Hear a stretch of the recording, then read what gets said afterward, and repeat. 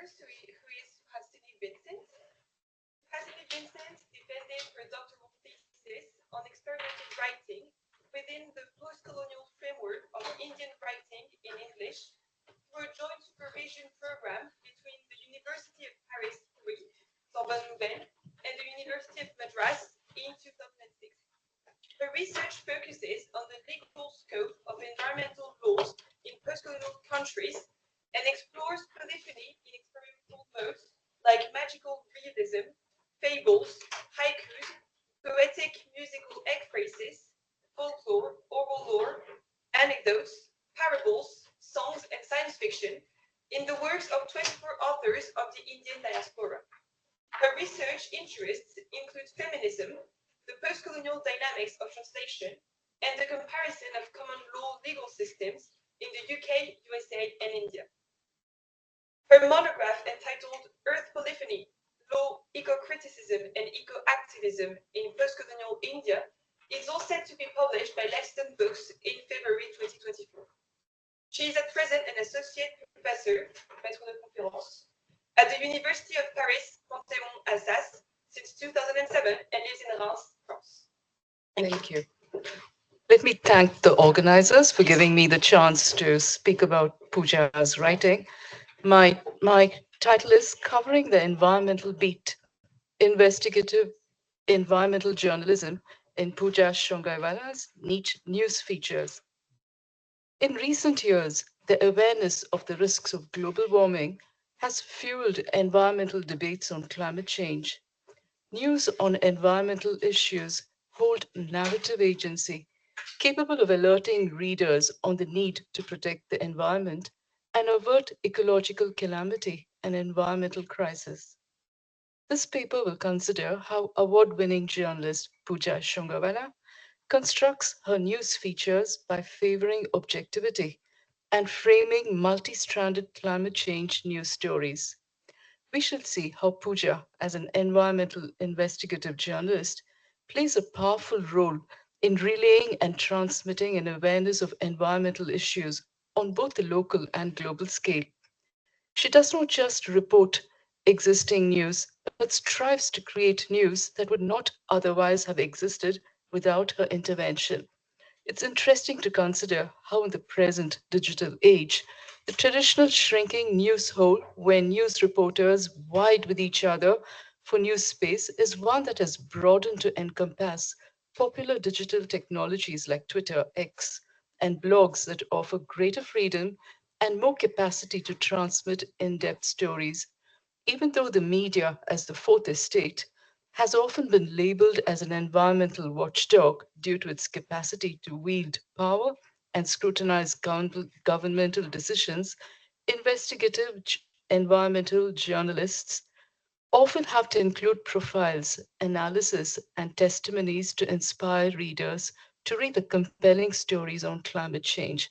So I would look at Puja's environmental beat and show, unlike news features that ooze stories, hers are journalistic caveats, and there is a certain authenticity in environmental reporting.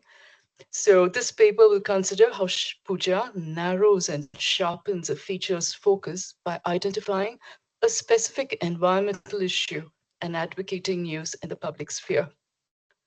Most media outlets, be it print or broadcast, have environmental journalists and a so-called environmental beat, which refers to a regular spot for reporting environmentally related stories and news features.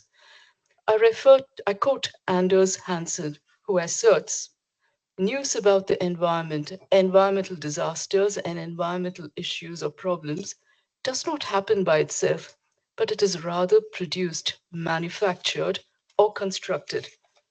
Environmental news, like other forms of news, emerges from a complex interplay between those who make claims and the media organizations and professionals who report them. The functioning of this process is further shaped by political, economic, and cultural influences. Power dynamics in environmental politics have been significantly influenced by the rise of digital and social media. The public analyzes environmental news stories and critically examines who benefits and who's adversely affected by such decision-making. The environmental beat is thus the pulse of media reporting on the environment and environmental controversy. Environmental news reporters have had to deal with a shrinking news hole or space to cover increasingly lengthy, intricate, and in depth stories. With the advent of digital news media, the traditional news hole and rivalry for inch space on paper has vanished as everything is digitized, offering environmental journalists more space on the World Wide Web. Through websites, though websites work on subscription, the news web source is wider as it offers freelance environmental journalists the opportunity to publish digitized news stories on the World Wide Web. While covering the environmental beat, Puja writes about the intersections of gender, human rights, crime, development, and social justice in India. As an independent journalist, Puja states, I quote, I'm highly invested in writing news features on various issues which I feel most strongly about, close quote. She refers to her investigative journalistic features as think pieces, as they favor objective truth. It's interesting to analyze how Puja's investigative journalism on the environment deals with the scientific uncertainty which characterizes much of the environmental debate on climate change. For reporters and editors, climate change narratives and news features have the potential for increased readership as they can sway and awaken public opinion about the planet being fragile and endangered. And thus, the choice of a title for this subsection, Oozing News Features on Climate Change. TV reportage on environmental issues is often based on the dictum if it bleeds, it leads, thus favoring sensationalism. The climate change story oozes gradually, unfolding slowly over years, with scientific research feeding it. In contrast to the sensationalism in mainstream media, Puja's environmental news features weave together scientific nuances with regional impacts while emphasizing the need to break news like a writer. And I quote Puja from LinkedIn, where she says, There's nothing to write, wrote Hemingway. All you do is sit at a typewriter and bleed. How much, though? I've always wondered, and should I bleed in the first person or third? Also, what blood group do publishers prefer? All writing, including nonfiction, is difficult because of the mystique that surrounds it. Writers say that writing is an art, and most courses point you to the text, demanding that you read like a writer to write well. But is that all there is to writing? It's a typical Puja quote. I think you can hear her voice saying it. Just as newsrooms use a hook for breaking news, Puja, as a journalist, in her quest of demystifying journalistic writing, capitalizes on the peg to write a timely feature on climate change. Pursuant to the Indian elections, her analysis of polling in the Indian elections between April 19th to June 1st, 2024, in an environmental news feature entitled How Rising Temperatures May Affect Future Elections, she shows how high temperatures were the cause for the low voter turnout in the first two phases of the Lok Sabha elections, that's elections to the People's House. In the article, the peg of election analysis serves to focus on environmental issues of heat waves during the summer elections in India. The article details how 33 poll workers succumbed to extreme heat in Uttar Pradesh in India, where the meteorological barometer recorded 50 degrees Celsius, killing 200 citizens during the electoral polling phases. By framing a climate change story where heat triggers health hazards, Pooja highlights how climate change has made heat waves 30 times more likely in India. Supported by figures, she contends in her analysis that the Indian 2024 elections, the world's largest exercise in democracy, was affected by climate change. By pegging the low voter turnout, her news feature points to the long-time stakes of climate change, and as a peg, its timely take on the elections and polling patterns is in keeping with findings of the Global Risk Report 2024. This insight report, prepared by the Global Economic Forum, reveals that countries are grappling with impacts of record breaking extreme weather as climate change adaptation efforts and resources fall short of the type, scale, and intensity of climate-related events already taking place.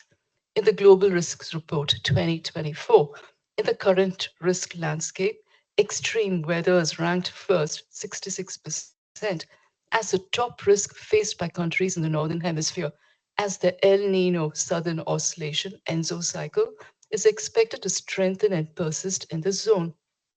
Puja bases her analysis on other news reports from like India Today, NDD TV, as well as research conducted by the Bharati Institute of Public Policy, the World Health Organization, and Belgium's Ghent University to objectively report facts and findings.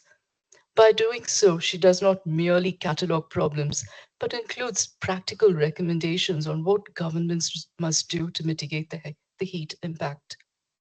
Moving on to my next slide, which is on journalistic caveats. Water the leveler. Every climate science story requires the right caveat, a warning to inspire public trust. In a parched Indian city holds lessons for fighting climate change, Puja uses journalistic caveats by comparing Bangalore's water shortage plight with other heavily populated cities like Mexico City and Johannesburg. She warns readers that at least 200 cities run the risk of finding themselves without water.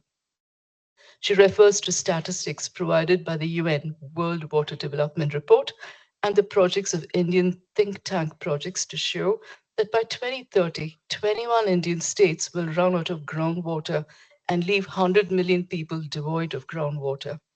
The investigative report shows how Bangalore could set an example for other cities around the world that suffer from water scarcity.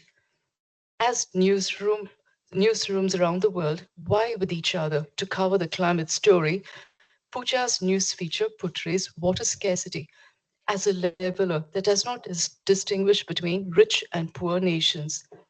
Water scarcity will drive mass migrations as people seek more hospitable environments and access to life sustaining resources.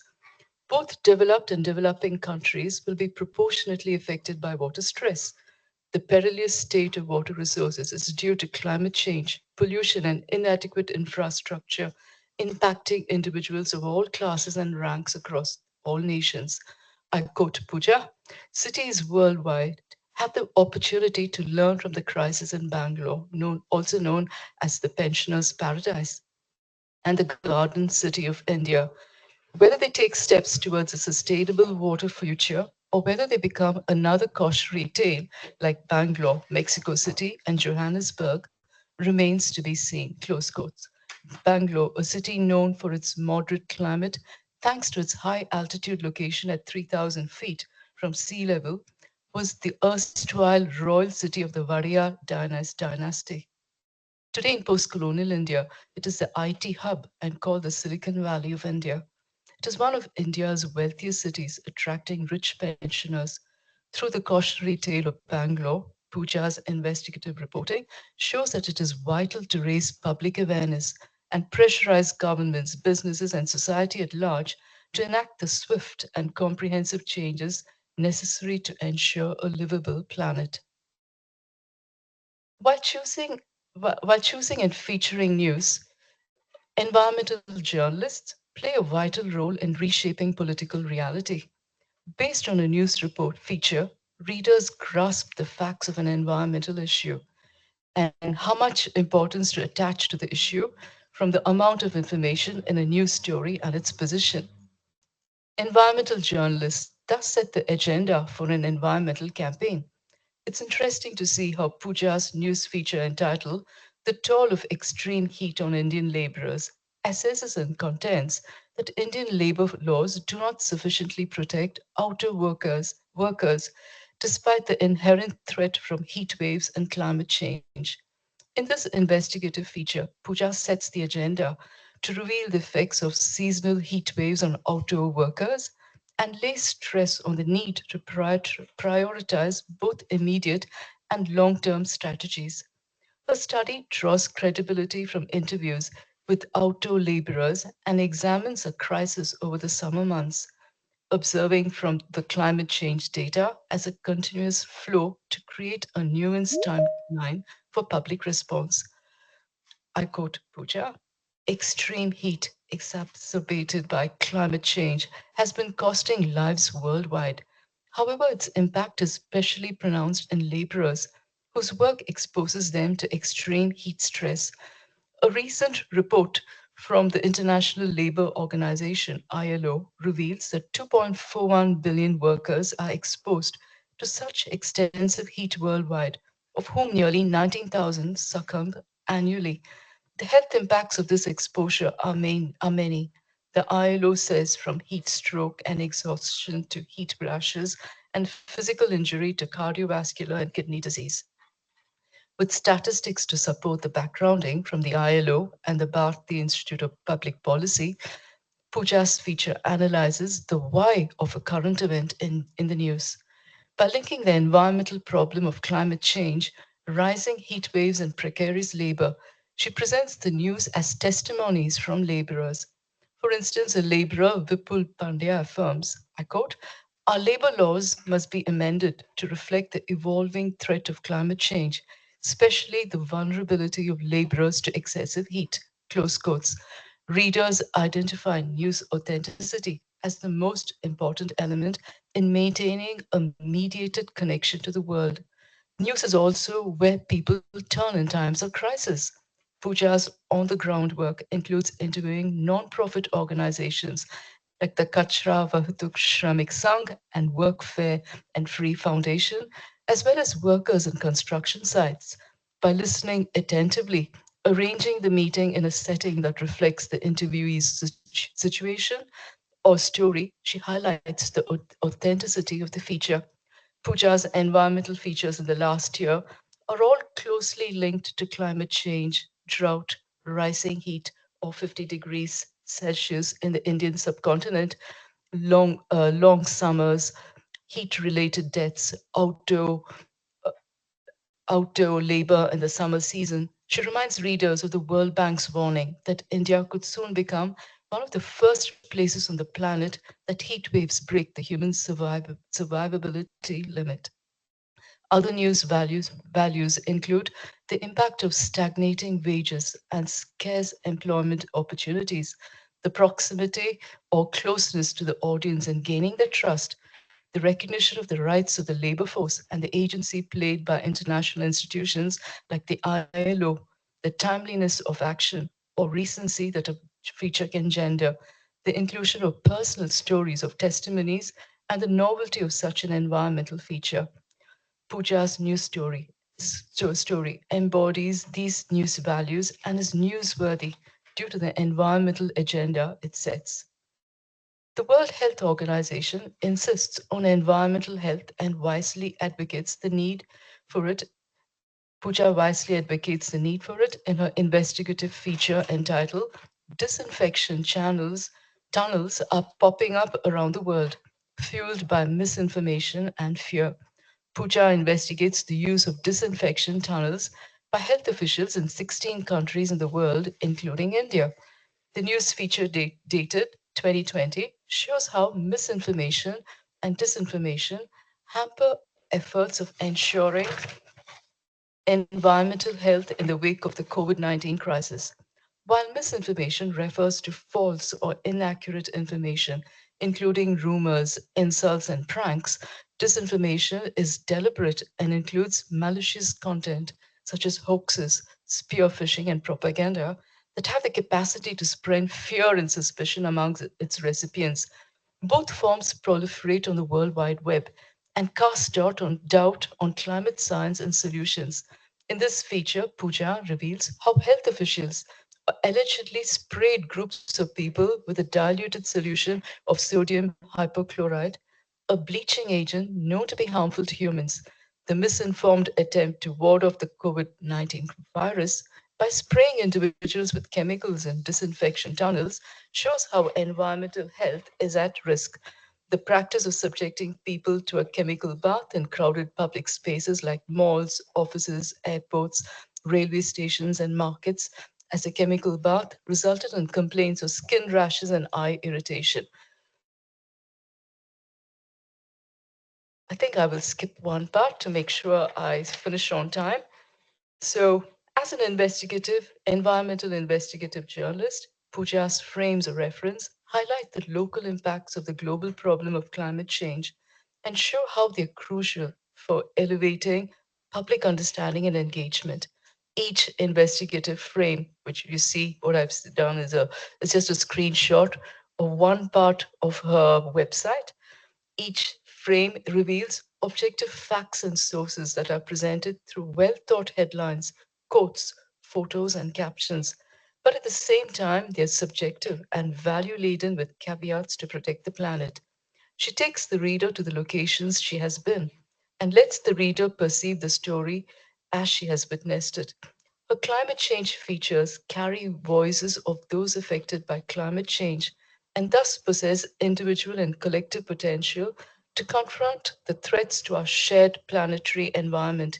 Each story begins with an inkling of an idea, a seed that grows and has the capacity to create an impact through the craft of maneuvering language. Each environmental feature confronts a problem and seeks to find a solution to the same.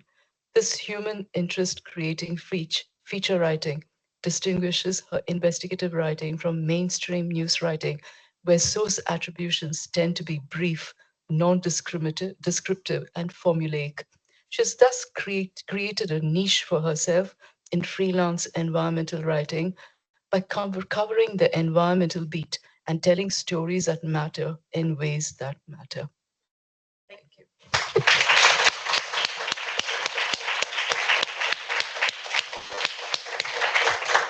Thank you very much. We have time for a couple of questions from the audience. I like your the difference between creating news and reporting news, creating or manufacturing or constructing news. The difference between that is it just chronological? First you manufacture it and then you report it, or is it a different kind of journalist doing different kind of jobs? One provokes the news and one just reports it. I mean, I'm very naive about these things. Okay, I think knowing Puja, I think it's something that she observes and then she investigates. And then it is news that is both constructed and manufactured at the same time. For instance,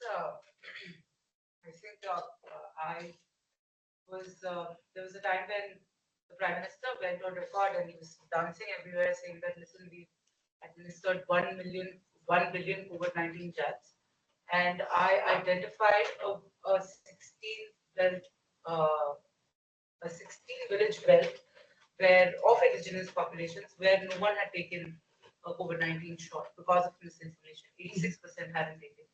That was manufactured and constructed because I identified that and I built that through surveys and I did ask Puja once how she finds her news stories, and she says, "My friends are always asking me to write a story. They give me so many suggestions on what to write, and I think she observes her stories. I don't think she chooses what people suggest. She observes, collects material, identifies, investigates, and then presents it the way she feels it really matters. It's not just oozing a new story, it's not just bleeding a story. And as you say, how do you bleed in the first person and the third person? I think it's more a story that you construct from observing and trying to say it in a way that really matters to the public. The human and the data. And they're not just stories that she writes without any facts. She always researches her stories because in each story you find there's data.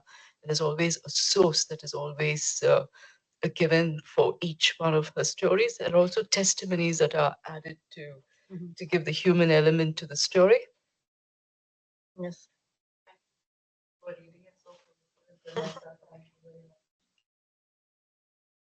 Yes. Yes.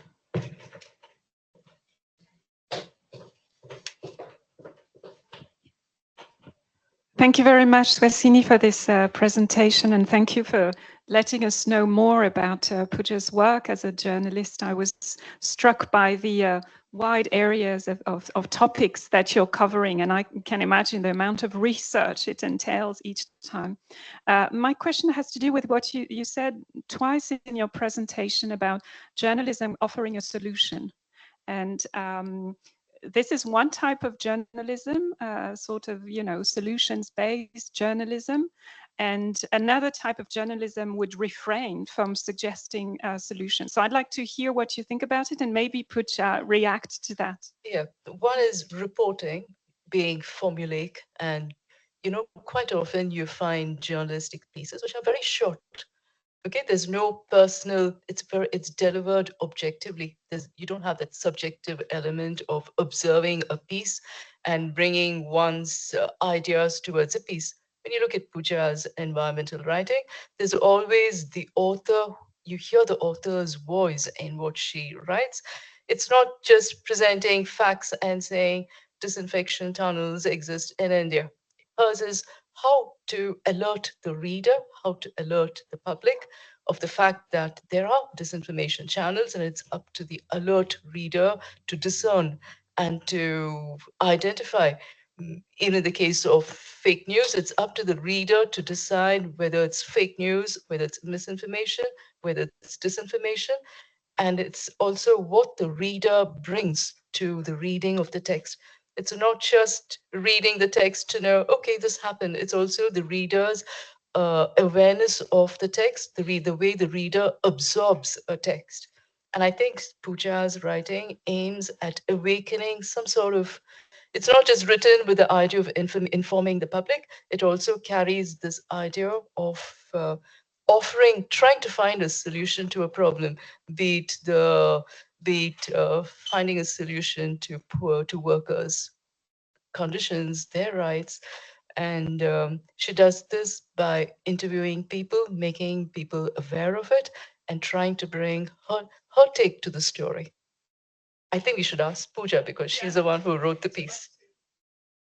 So I think, especially with environmental reporting, I'm very conscious about including solutions because I think the environmental narrative is mainly alarmist, and we report individual events and we want people to be panicked. But because there's so much climate anxiety, I want to focus on solutions as well. That it's not all doom. That there is a chance that don't give up. So I think I'm especially conscious with my environmental reporting about including solutions as well, because solutions exist. So yeah.